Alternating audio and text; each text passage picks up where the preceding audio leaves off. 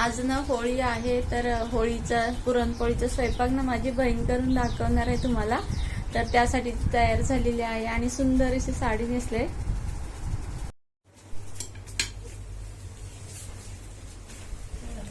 स्वयंपाक करायची तयारी चालू.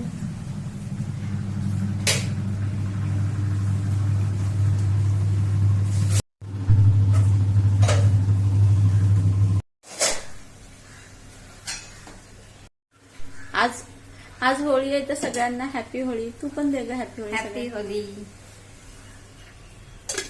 तर ती पुरणपोळीचा स्वयंपाक ना आज मराठमोळा साज आहे तिचा. साडी नेसून पुरणपोळीचा स्वयंपाक करणार आहे ती. तर आधीच पुरण तर तिने तयार करून ठेवलंय. हे बघा, हे पुरण तयार करून ठेवलं, गाळून वगैरे पण ठेवलं नाही तिने. तर आता हे पीठ भिजवते ती. मीठ टाकलंय, थोडं तेल टाकलंय चवीनुसार. तेल चवीनुसार नाही, तेल 1 चमचा टाकलाय आणि मीठ चवीनुसार टाकलंय. आता कणिक भिजवून ठेवते. आणि हा आहे तिचा लुक. सुंदर अशी साडी नेसली ना, कलर पण खूप छान आहे साडीचा. इकडे बघ ना.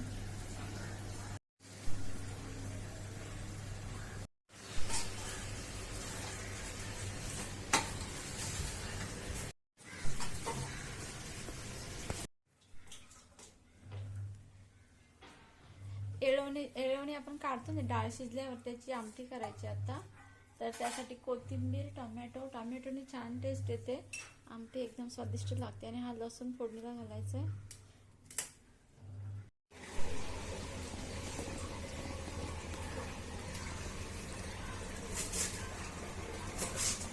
कोथिंबीर, टोमॅटो चिरून घेतलाय बारीक.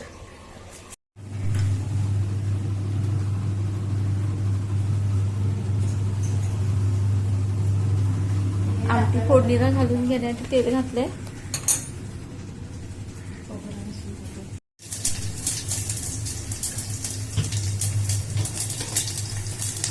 जिरं, मोहरी, लसूण आणि ह्याच्यामध्ये गरम मसाला, हळद, मीठ. आमटी फोडणीला झाली घालून की नंतर आम्ही कुकर लावणार. आम्ही म्हणजे तीच करणार आहे सगळा स्वयंपाक. मी फक्त, तुम्हाला माहिती आहे, मी आता व्हिडिओ घेते. खमंग असा फोडणीचा वास एवढा छान येतोय ना, मस्त. कटाची आमटी, आता आम्ही तर येळवण्याची आमटी बोलतो, पण कटाची आमटी बरेच जण म्हणतात. पण आता मी पण कटाची आमटी बोलायला लागले. तर खूपच भारी लागते. एवढा ठसका लागलाय.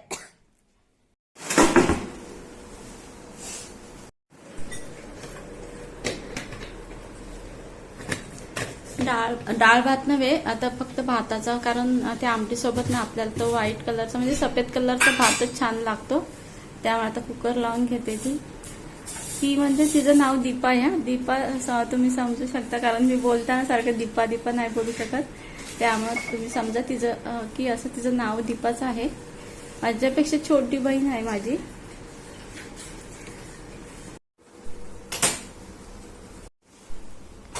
भाताचा कुकर लावलाय.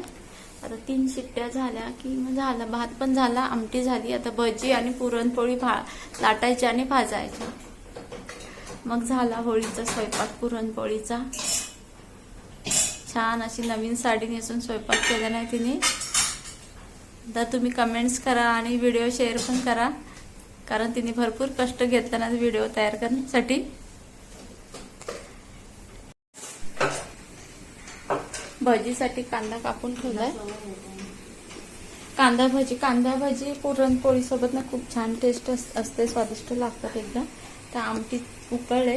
ही आमटी ना जेवढी जास्त पातळ असते तेवढी जास्त चांगली लागते. भजीचं पीठ भिजवून घेते.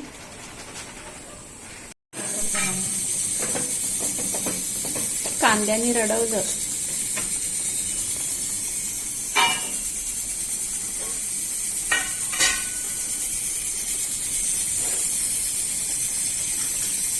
भजीमध्ये म्हणजे पीठ भजीचं भिजवते ना, त्याच्यामध्ये सगळे मसाले घालते जे आपले असतात. ते ओवा, जिरं, हळद, तिखट, मीठ, थोडीशी हिरवी मिरची बारीक चिरून घालायची आणि कांदा तर कापलेलाच आहे आणि कोथिंबीर बारीक चिरून घालायची. तुम्हाला वाटलं तर तुम्ही कढीपत्ता पण घालू शकता. कांदा भाजीमध्ये कढीपत्ता पण खूप छान टेस्ट येते कढीपत्त्यामुळे. तर तुम्हाला आवडत असेल तर तुम्ही घालू शकता कढीपत्ता कांदा भाजीमध्ये.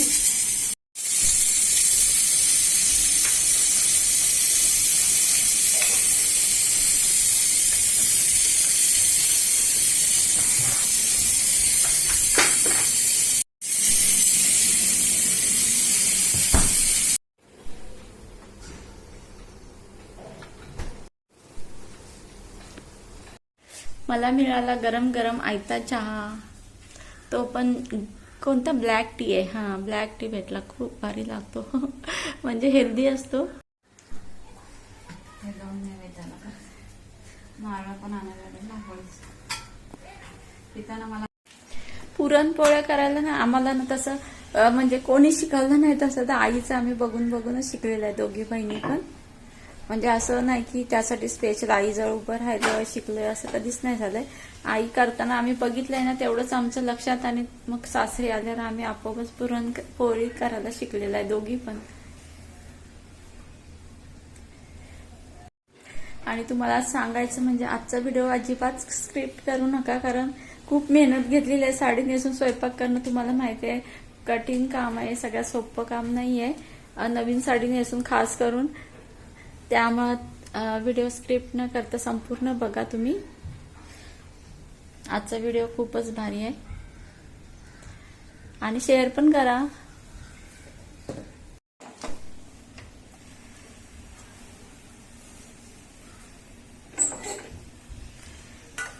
आज तुमच्याकडे सगळ्यांकडे पुरणपोळीच असणार आहे मला माहिती आहे. सगळ्यांना होळीच्या खूप शुभेच्छा. आणि सगळे रंग पैशानेच विकत घेतात, त्यामुळं पैशाचा रंग तुम्हाला आणि आम्हाला सगळ्यांनाच लाभू देत ही स्वामींच्या चरणी प्रार्थना. तुम्ही बघू शकता पुरणपोळी किती टम्म फुगले बघा.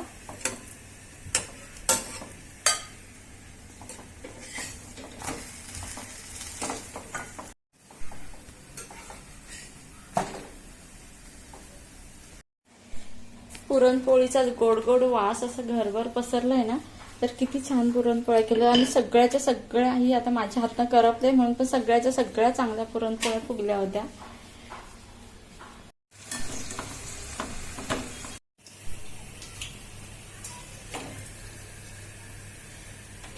तर स्वयंपाक सगळा करून झालेला आहे. तर आजचा व्हिडिओ तुम्हाला कसा वाटला नक्की कमेंट्समध्ये सांगा. तर हाय, हॅलो, नमस्कार. कशात तुम्ही सगळे? मस्त, आम्ही पण मस्त. तर सगळ्यांना हॅपी होळी.